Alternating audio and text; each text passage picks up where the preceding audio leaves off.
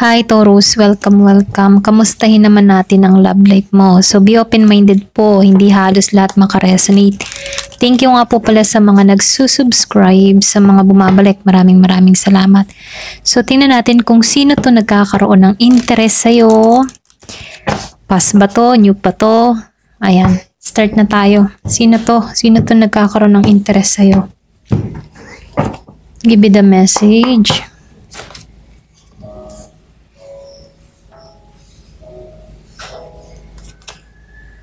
Meron ditong Emperor, Energy. Iba kasi meron kang kadiling na Aries. Meron din akong nakikita ditong Gemini, Libra, and Aquarius. Scorpio, Cancer, and Pisces dun sa iba sa inyo. And, ayun. Ito lang. So, meron ditong tao. Andito siya sa, meron kang person dito or meron dito nagkaka-interest sa'yo.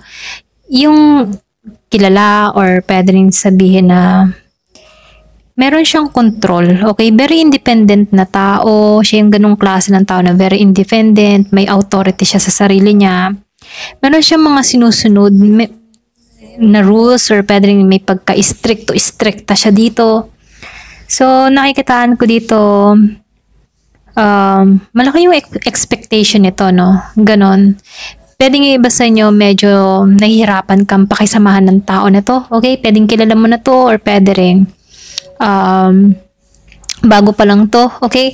So, nakikita ko dito, meron tong katayuan sa lipunan. Pwedeng public figure or pwede rin sabihin na kilalang tao. Yung iba sa inyo or pwede rin kilalang pamilya, mga ganun, no? So, nakikitaan ko dito, high demand siya. Ayan.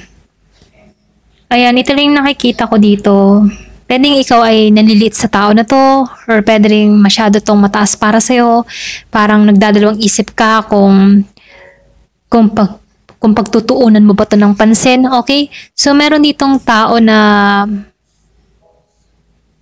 masyado siyang may pagka boss type, pwedeng self-employed or pwedeng meron tong mga sariling negosyo, okay? Yung iba sa inyo, no? Or pwedeng energy mo to, pwedeng ikaw yung tipo ng tao na self-employed, may sarili kang negosyo, okay? So dito, nakikitaan ko dito, meron ditong tao na nakapagsinungaling or pwedeng sabihin meron ditong naging habit na yung mandaya. Meron dito akong nakikitang tao na nagpuput ng mask. Pwedeng meron kang kadiling na ganito or pwede rin ikaw meron kang pinuput na mask. So nakikita ko dito meron ditong tao na nahihirapan siya na paniwalaan. Yung matipon dahil sa pagsisinungaling niya, nahihirapan siya magpakatotoo kung sino ba talaga siya. Okay? So nakikitaan ko dito, meron tao ditong hindi nagpapakatotoo or pwede rin meron kang kadiling dito na marami siyang ginawang kasinungalingan sa'yo. Okay? So dito, yung iba naman sa inyo, meron akong nakikitang Gemini, Libra, and Aquarius. Kumbaga, meron kang person na ganito na maraming pagsisinungaling ginawa sa'yo na kung saan pwedeng yung iba sa inyo na umay ka or pwede rin nainis ka, ganun, okay? So dito, meron akong nakikitang person na Gemini, Libra, and Aquarius, okay? So nakikitaan ko rin dito, meron akong nakikitang Scorpio, Cancer, and Pisces dun sa iba sa inyo, no? Meron ditong na-amaze sa'yo kung paano ka umunawa sa isang sitwasyon. Kung paano mo pinahayag yung iyong nararamdaman. Kahit wala siyang ginagawa dito, okay? Kahit wala siyang mga sinasabi, nakikitaan ka ng tao na to na marunong kang makiramdam, okay? For example, kung halimbawa nasa isang relasyon ka, nararamdaman mo yung isang tao sa buhay mo kung mayroong mga dinadalang problema, kung paano yung mga kinikilos niya, basa mo siya, okay?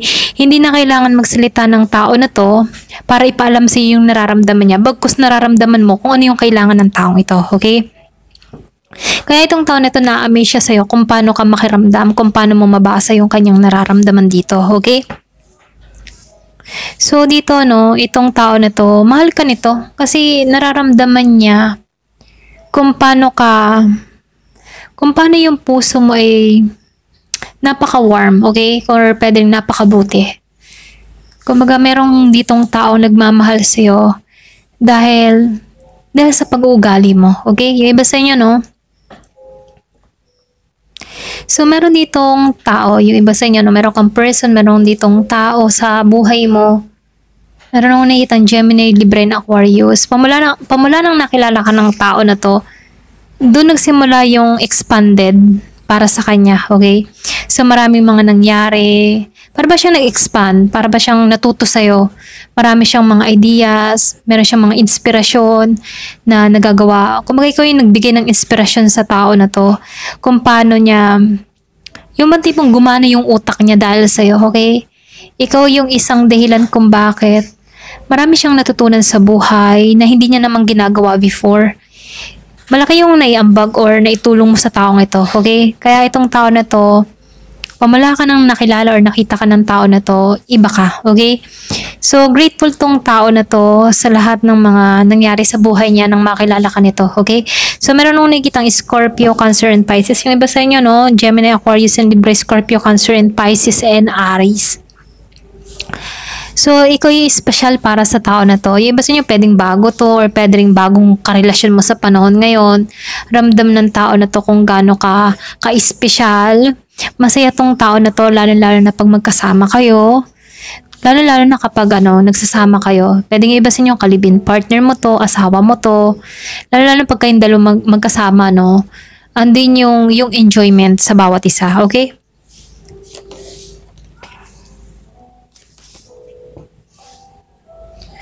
So, dito, ramdam ng tao na to kung paano makontento. Okay, yung iba sa inyo, no, meron ditong tao na kontento sa'yo. Gusto ka ng tao na to. Gusto niyang maging masaya ka. Kahit baga malayo kayo sa bawat isa, gusto niyang iparamdam na nandyan siya. Okay, yung iba sa inyo, pwedeng nasa LDR situation kayo. Meron akong nakikita Scorpio, Cancer, and Pisces. Kahit malayo kayo sa isa't isa, gusto niyang iparamdam na nandyan lamang siya. Okay? So, marami itong na-notice sa'yo, no? Marami siyang mga nakitang sign. Kumbaga, naging coincidence to na mayroon siyang mga nakitang sign about sa'yo. Nasabi niya dito na ikaw yung soulmate niya, ikaw yung twin flame niya, ikaw yung true love niya. Pwedeng meron tong kaalaman sa mga sign, lalo-lalo sa mga angel number. Marami siyang nakitang synchronicities. Okay? So, dito, nakikitaan ko dito na marami siyang na-realize na kung sana, ikaw pala yung para sa kanya, okay? Minanifest ka ng tao na to na unti-unti ka nang dumarating sa buhay nito, okay? Yung iba sa inyo, pwedeng bago pa lang to sa buhay mo. So dito, meron akong nakikitang Virgo, Taurus, and Capricorn. Pwedeng meron kang nakakausap, kadiling na ganito, no? Na-inspired siya sa'yo, okay? So much inspired tong tao na to kung paano ka kumilos, so kung paano maging ikaw. So, nakikitaan ka ng tao din ito na kapag meron kang mga bagay na gustong mangyari sa buhay mo, namamanifest mo to ng madalian, okay? So, nakikitaan ko dito na alam ng tao na to na magaling ka, okay? So, yung iba sa inyo, meron kang ma-attract din ditong tao na marunong mag-provide, lalo-lalo na sa pamilya. So, meron kang makikilalang ganito. Yung iba sa inyo, nakikitaan ko dito ng good provider. Okay? May makikilala kang good provider. Siya yung tipo ng tao na hindi niya gugutumin yung pamilya niya. Okay? So, dito, nakikitaan ko dito. Yung iba sa inyo, ganito ka niya tingnan, deserve mo. Okay? Deserve mo na ingatan, deserve mong mahalin. Kasi nakikitaan ka ng tao na to na ikaw yung pinaka-safe na lugar para sa kanya. Yung iba sa inyo meron nung nakikitang Taurus din, okay? Or pwede rin energy mo to. Ganito katingnan ng tao na to. Ikaw yung pinaka-safe na lugar para sa kanya, okay?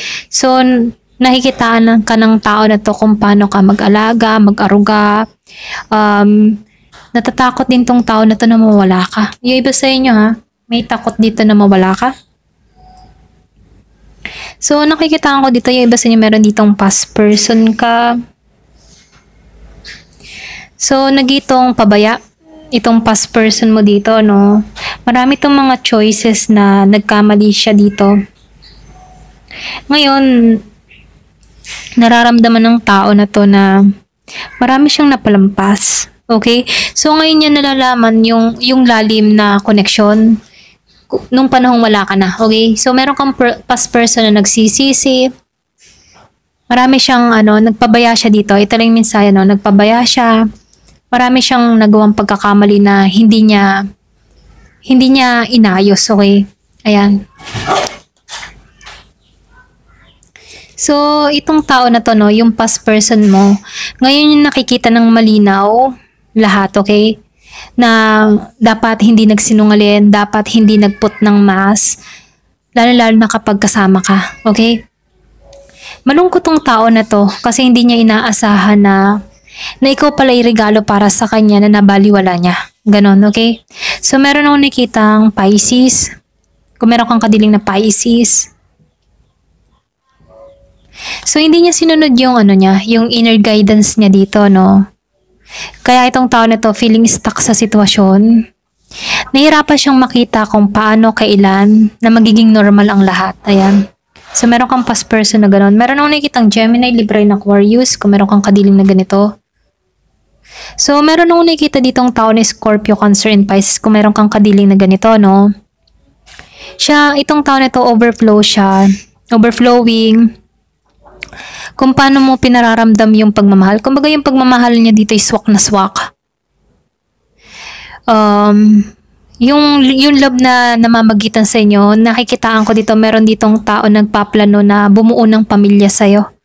Especially kung meron kang kadiling Scorpio, Cancer, or Pisces, So, nakikitaan ko dito na mahal ka ng tao na to. Ikaw yung naiisip ng tao na to na bumuo ng pamilya. Ikaw yung naisip niyang makasama sa pagtanda, makasama niya habang buhay. Ganun kanya tingnan, okay? Ayan, hanggang dito na lamang po. Thank you for watching. Love and peace.